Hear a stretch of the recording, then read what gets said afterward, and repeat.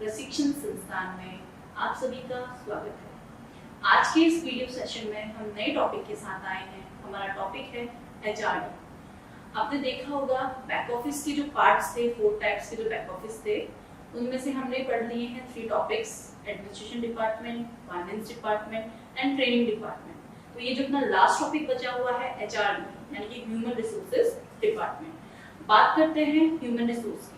HR जो होते हैं वो होते कौन है कंपनी में, उनका क्या काम होता है, किस तरह का वर्क वो प्ले करते हैं एक ऑर्गेनाइजेशन में। तो बात करते हैं एचआर की। एचआर जो है वो स्ट्रेटजीज एंड पॉलिसीज बनाता है, उसके लिए रिस्पॉन्सिबल भी होता है। यानी कि वो अपनी कंपनी में देखता है कि मुझे कितने कैंडिडेट्स की नीड है, किस पोजीशन में नीड है, कितने कैंडिडेट्स मुझे और हायरिंग करने हैं। अब वो हायरिंग करने के लिए अलग अलग जैसे इंस्टीट्यूट्स या फिर न्यूज़पेपर्स वगैरह या पैम्पलेट्स के थ्रू या कॉलेजेस, ये इस तरह से हायरिंग करता है वहाँ पे कैंडिडेट्स की। ठीक है, साथ ही इसके और भी कुछ रिस्पॉन्सिबिलिटीज होते हैं, जैसे कि कोई भी एक कस्टमर है कैंडिडेट है जो लीव करके जाना चाहता है कंपनी से, तो उसको मोटिवेट करना, उसको करेज करना कि और आप बेटर तरीके से कर सकते हैं, आप और सक्सेस पा सकते हैं इस कंपनी के थ्रू, या और भी अच्छी अच्छी पोजीशन में आपका जो है सिलेक्शन हो सकता है अगर आप जैसे एग्जाम्स वगैरह देंगे, इंटरनल जो एग्जाम्स होते हैं कंपनी के अंदर या ऑर्गेनाइजेशन के अंदर। ठीक है, साथ ही इसका एक टर्मिनेशन का भी वर्क होता है, यानी कि किसी भी कैंडिडेट को ये टर्मिनेट कर सकता है। टर्मिनेट इन द सेंस कि अगर उसकी कुछ मतलब कि जैसे वो सही से वर्क नहीं कर रहा है या कुछ और उसके कंप्लेंट्स वगैरह हैं जो अपने मैनेजर्स के थ्रू उन लोगों को मिल रही है, तो वो ये पूरे वर्क पे जो काम करता है हमारा एचआर डिपार्टमेंट करता है। एचआर डिपार्टमेंट का कैंडिडेट्स को हायर करने के साथ साथ उनके डॉक्यूमेंटेशन का भी देखता है, उनकी सैलरीज वगैरह सारा जो है वो सब ही फिक्स अप करता है। तो आइए देखते हैं टेक्निकल डेफिनेशन में एचआरडी।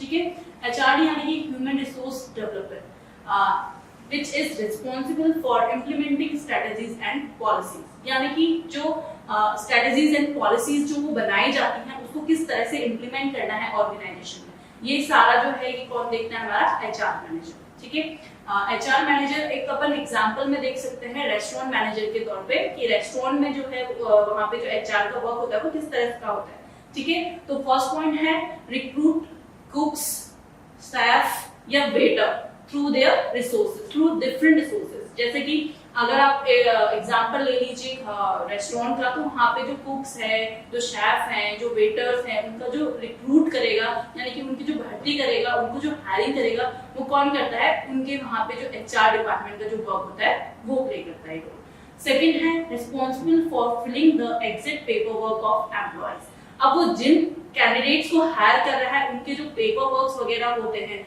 उन सब के लिए भी वो ही रिस्पॉन्सिबल होता है जो उनके पेपर वर्क को देखता है एम्प्लॉयज को। ठीक है, थर्ड पॉइंट है इंटरव्यूज एंड हायर कैंडिडेट्स, यानी कि वो कैंडिडेट्स को हायर भी करता है और उनके इंटरव्यूज भी वही देखता है। यानी कि अगर अपन बात करें किसी ऑर्गेनाइजेशन की, जैसे कि अभी बताया था कि वो जो है अलग अलग इंस्टीट्यूट वगैरह से या कॉलेजेस से या पैम्पलेट्स के थ्रू या न्यूज़पेपर के थ्रू जो भी कैंडिडेट्स आते हैं इंटरव्यू के लिए, तो वो इंटरव्यू का जो एक इंटरव्यू जो सेशन होता है वो हमारे एचआर के द्वारा लिया जाता है। ठीक है, फोर्थ पॉइंट है responsible for termination of staff, यानी कि वो स्टाफ को टर्मिनेशन भी कर सकता है। टर्मिनेट इन द सेंस जब आप देखेंगे कि कोई एक कैंडिडेट है जिसका मिसबिहेव है कंपनी में, या उस मैनेजर्स वगैरह जो है उससे काफी दिनों से परेशान है, वो जो है रूल्स एंड रेगुलेशंस फॉलो नहीं कर रहा है, इस वे में वो उसे टर्मिनेट यानी कि फायर भी कर सकता है ऑर्गेनाइजेशन से। ये सारी जो है रिस्पॉन्सिबिलिटी या अथॉरिटी जो है हमारे एचआर डिपार्टमेंट के पास होती है। ठीक है, फोर्थ जो नेक्स्ट पॉइंट है motivates and courage the employees for the better work, यानी कि वो साथ ही जैसे कई जो कैंडिडेट्स हैं जो बहुत ज्यादा डिमोटिवेट हो जाते हैं या वर्क नहीं कर पाते हैं, अगर वो लीव करके दूसरी ऑर्गेनाइजेशन में जाना चाहते हैं और वो बहुत ही अच्छे वर्कर है उस ऑर्गेनाइजेशन के, यानी कि काफी बेनिफिट उन लोगों ने दिया हुआ है, तो उसमें हमारा जो एचआर है उसका जो रोल रहेगा वो उसको मोटिवेट करेगा, उसको करेज करेगा, वो और बाकी जो नए नए कैंडिडेट्स को हायर कर रहा है उनको भी मोटिवेट एंड करेज करने का उसका जो रोल है वो प्ले करता है। ठीक है, आइए देखते हैं कि हमारे बीपीओ सेक्टर में जो है एचआरडी का जो कंप्राइजेस है वो क्या है, ये 3 पार्ट्स में डिवाइडेड है। फर्स्ट है recruitment and staffing, the second one is hiring administration and the fourth one is record management. तो फर्स्ट पॉइंट देखते हैं रिक्रूटमेंट एंड स्टाफिंग। रिक्रूटमेंट मतलब क्या होता है, भर्ती करना, यानी कि कैंडिडेट्स को भर्ती करना, उनकी हायरिंग करना। जैसे कि hiring the appropriate person for the organization, एक ऐसे पर्सन को हायर करना जो कंपनी के लिए स्किल्ड हो और टैलेंटेड हो, जो एक वर्क कर सकता है, यानी कि ऐसे पर्सन को हायर करना जो ऑर्गेनाइजेशन के लिए बेटर हो। ठीक है, तो second point is hiring administration. Hiring administration is the service of a person for a fee. ठीक है, अब हायरिंग एडमिनिस्ट्रेशन क्या होता है, जहां पे को हम हायर करते हैं कैंडिडेट्स को। ठीक है, हायर करने यानी कि सर्विस प्रोवाइड करना पर्सन को। अब इसके अपन प्रोसेस भी देख लेते हैं, इसके क्या क्या प्रोसेस होते हैं हायरिंग एडमिनिस्ट्रेशन के। सो फर्स्ट पॉइंट है हायरिंग एडमिनिस्ट्रेशन का sourcing resume,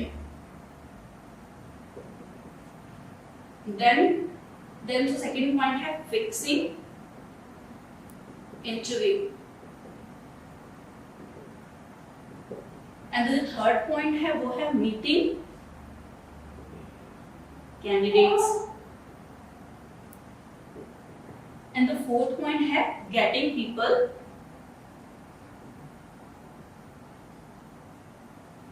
in the company, getting people in the company। ठीक है, फर्स्ट पॉइंट में एक बात करते हैं सोर्सिंग रेज्यूमे, यानी कि जहाँ पे आपने देखा होगा जो एचआर हायर कर रहा है, हायरिंग एडमिनिस्ट्रेशन है जो हायरिंग प्रोसीजर फॉलो करती है, वो इस तरह से फॉलो करती है। सोर्सिंग रेज्यूमे यानी कि एक तरह से वो जो कैंडिडेट्स हैं उनका जो रेज्यूमे कलेक्ट करना। आप देखेंगे कि किसी भी ऑर्गेनाइजेशन में जैसे कि मुझे 100 कैंडिडेट्स की नीड है, तो मैं जब एडवर्टीज करती हूँ या इंस्टीट्यूट वगैरह में जाती हूँ तो मेरे पास 200 या 300 जितने भी कैंडिडेट्स अवेलेबल होते हैं, उन सब में से बेस्ट जो होता है रेज्यूमे के अकॉर्डिंग मैं उनको क्या करती हूँ, स्क्रूट कर देती हूँ, छटनी कर देती हूँ। ठीक है, सेकंड पॉइंट है फिक्सिंग इंटरव्यू, यानी कि जिन रेज्यूमे को उन्होंने स्क्रूट किया हुआ है, छटनी किया हुआ है, उन कैंडिडेट्स को बुलाना इंटरव्यू के लिए, यानी कि उनकी एक डेट फिक्स करना इंटरव्यू की। ठीक है, अब फिक्सिंग इंटरव्यू में उनका इंटरव्यू लेना, इंटरव्यू में जो भी स्किल वगैरह है वो जो हमारे एचआर डिपार्टमेंट के द्वारा लिया जाता है वो चीज करना। And the third point is meeting candidates. अब इंटरव्यू होने के बाद उन लोगों को सेलेक्ट करना जो उन 100 या 200 जो भी मैंने रेज्यूमे स्क्रूट किए हुए हैं, छटनी किए हुए हैं, उनमें से जो इंटरव्यू के लायक थे और इंटरव्यू में भी जो सेलेक्ट हो गए हैं, उन लोगों की, उन कैंडिडेट्स की मीटिंग करवाना, यानी कि उनको एक तरह से ट्रेनिंग प्रोवाइड करवाना कि मेरी कंपनी जो है इस तरह का वर्क होता है, इस तरह से आप वहाँ पे पूरा जो है उनको ट्रेनिंग में बताना। ठीक है, and the last point is getting people in the company, यानी कि एक कैंडिडेट्स के साथ मीटिंग होने के बाद उनको पूरा ऑर्गेनाइजेशन के बारे में बताने के बाद जो ट्रेनिंग प्रोवाइड की है उसको फिर इम्प्लीमेंट करना, यानी कि पीपल्स को कंपनी में यानी कि फ्लोर पे लेके आना, यानी कि वर्क के लिए जिसके लिए आपने जो ट्रेनिंग दे रखी है उस वर्क को पूरा इम्प्लीमेंट करना, उनको कंपनी यानी उनको फ्लोर पे लेके आना। ठीक है, ये जो प्रोसेस है वो हायरिंग एडमिनिस्ट्रेशन का रहता है। And the third point is record management. Record management क्या होता है? Record management is maintaining the record of the company from time to creation up to end their disposal, यानी कि रिकॉर्ड रखना जिस कैंडिडेट को उन्होंने हायर किया है उसके स्टार्टिंग पॉइंट से उसके जाने तक का जो बीच का जो भी प्रोसीजर रहेगा, उसके आने का, उसकी सैलरीज का, उसके ब्रेक टाइम का, उसकी लीव्स का, वो सारा रिकॉर्ड रखना, उसके डिटेल्स, उसके पेपर वर्क, उन सबका जो एक रिकॉर्ड है उसको मैनेज करके रखना, ये होता है हमारा रिकॉर्ड मैनेजमेंट का वर्क।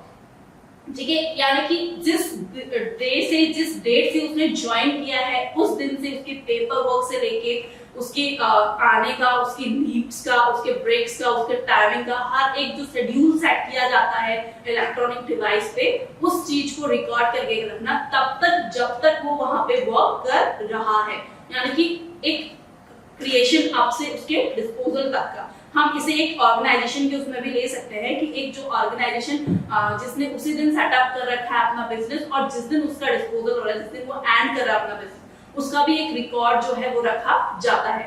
ठीक है, ये पूरा होता है हमारा रिकॉर्ड मैनेजमेंट में। आई होप सो आप सभी को समझ आ गया होगा एचआरडी डिपार्टमेंट का। तो नेक्स्ट वीडियो में हम नए टॉपिक के साथ आएंगे। Thank you.